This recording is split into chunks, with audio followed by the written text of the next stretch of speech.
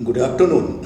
ये वीडियो उन लोगों के लिए है जो कल जेएसएससी सीजीएल का एग्ज़ाम देने जा रहे हैं। ठीक है, आप लोग सभी को जो भी जेएसएससी या सीजीएल के एस्पिरेंट हैं, मेरी ओर से ढेर सारी शुभकामनाएं और ये एग्ज़ाम आप अच्छे से दें और होप कि इस एग्ज़ाम में आप सफल भी हों।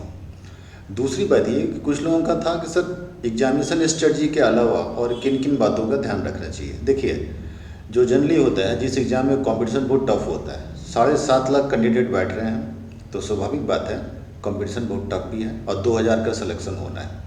ठीक है, तो परसेंटेज अगर निकालें तो 1% भी नहीं है। उसमें मान के चलिए कि लगभग 1 लाख स्टूडेंट ऐसे होंगे जो अपियर नहीं होंगे, एब्सेंट होंगे, फिर भी ये परसेंटेज जो है 1% से नीचे रहता है। ऐसे स्टेज में एग्जामिनेशन प्रेशर बहुत भयंकर काम करता है और एग्जामिनेशन प्रेशर सबके ऊपर अभी से होगा। कहीं ना कहीं देखिएगा, आप आपके ऊपर दिख रहा होगा कि क्या पढ़ें आप क्या नहीं पढ़ रहे हैं, तो ऐसा लगता है कि ब्लैंक हो गया है, कुछ माइंड में है ही नहीं, ऐसा बिल्कुल लगता होगा। इसी को एग्जामिनेशन प्रेशर बोलते हैं। और ये प्रेशर जनरली उस स्टूडेंट के ऊपर ज़्यादा आता है जो लोग बहुत सीरियसली प्रिपरेशन करते हैं। जो लोग प्रिपरेशन नहीं करते उनके ऊपर कोई एग्जामिनेशन प्रेशर काम नहीं करता है। तो आपके ऊपर एग्जामिनेशन प्रेशर रियली होगा। ठीक है, तो कीजिएगा ये कि जब आप एग्जामिनेशन हॉल में बैठेंगे, कोई ज़रूरी नहीं है कि तुरंत क्वेश्चन मिले और तुरंत उसको सॉल्व करना शुरू कर देना है। हड़बड़ा के मत कीजिएगा। 10 मिनट पहले क्वेश्चन को अच्छे से पढ़ दीजिएगा।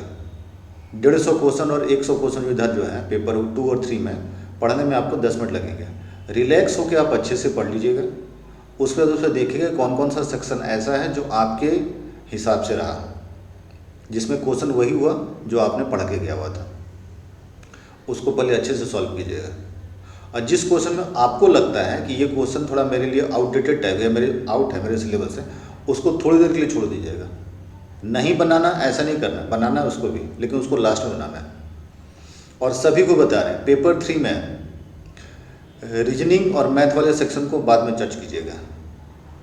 आप बहुत बड़े एक्सपर्ट होंगे, मानते हैं, मैथ में आप 100 में 100 ले आते होंगे, लेकिन जब एग्जाम में बैठेंगे ना तो वहाँ प्रॉब्लम हो जाती है। मैथ वाले सेक्शन को लास्ट में बनाने का प्रयास कीजिएगा। अब बाकी जो है general studies, computer science, science, Jharkhand general studies, यहाँ तक कि रीजनिंग भी बन जाएगा। रीजनिंग में हम उम्मीद करते हैं कि आप लोग 20 में 20 ले आओगे, आता होगा।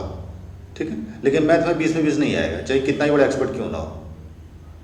कुछ 4-5 क्वेश्चन गलत करेंगे वो, इसीलिए उसको सबसे लास्ट में सॉल्व कीजिएगा। और दूसरी बात, इसको ऐसा करने का रीज़न क्या है? टाइम बचता है।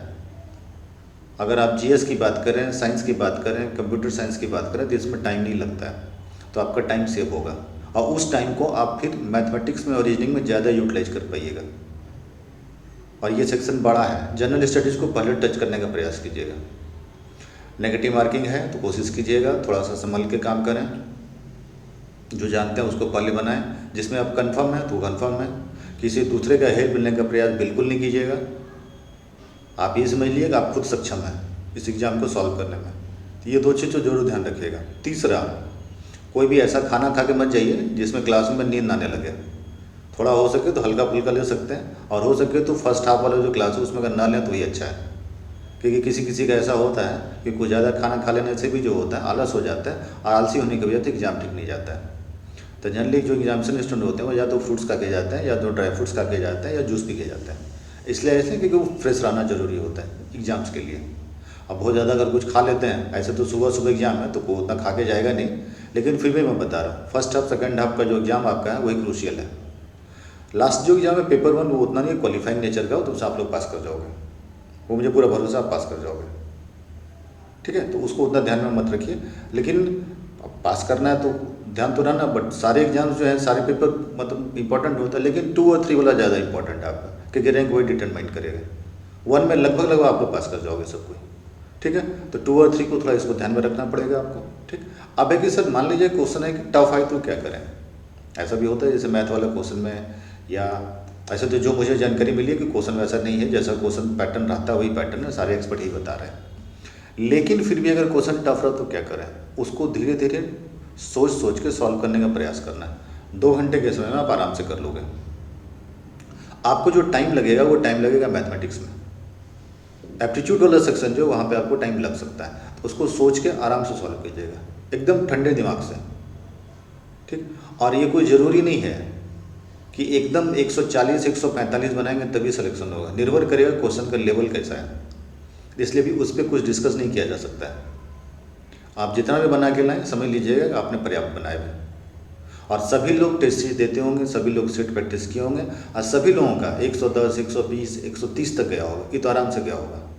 जिनका 120 130 के आसपास जाता है वो तो हम मान के चलते हैं उनका प्रिपरेशन अच्छा होगा। जिनका अक्सर 110 के आसपास है वो क्या करें, देखिए क्लास टेस्ट में 110 जिसका जाता है, हम लोग ये देखे हैं पिछले 24-25 साल में कि मेन टेस्ट के एग्जाम में उसका जो होता है ये 15 नंबर ज़्यादा ही जाता है।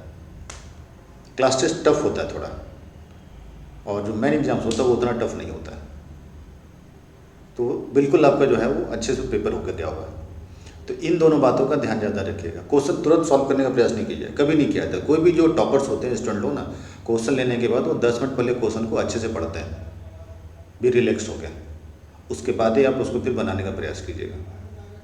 तो ये मेरा सुझाव था मेरी ओर से। आप लोग सभी को ढेर सारी शुभकामनाएं। और कल एग्जाम होगा, परसों मैं कोशिश करूँगा 2-3 दिन के अंदर में इस सारे 6 पेपर जो एग्जाम्स होंगे सबका वीडियो अपलोड करना है। अगर बाई चांस हमको निकला कहीं पे कोई क्वेश्चन गलत है, मैं उसका अलग से वीडियो बना के बता दूंगा, क्योंकि फिर क्लेम करना पड़ेगा जीएसएससी को। जैसे जीपीएससी वाले मामले में मैंने किया था, तो बाद में उसी के आधार पे बहुत सारे स्टूडेंट को जो है वो सिलेक्शन भी हुआ। सीडीपीओ में भी वैसे था, उसी के आधार पर सिलेक्शन हुआ। अगर क्वेश्चन मुझे गलत मिला जीएसएससी का तो मैं उसको अलग से बता भी दूंगा, और उसका सोर्स क्या वो भी मैं निकाल दूंगा, वो आप मेरे ऊपर छोड़ दो, ठीक है। तो ढेर सारी शुभकामनाएं आप लोग सभी को, और ठंडे दिमाग से एग्जाम दीजिएगा, उतना तनाव लेके एग्जाम नहीं दीजिएगा, बिल्कुल भी तनाव मत दीजिएगा। Okay, good day.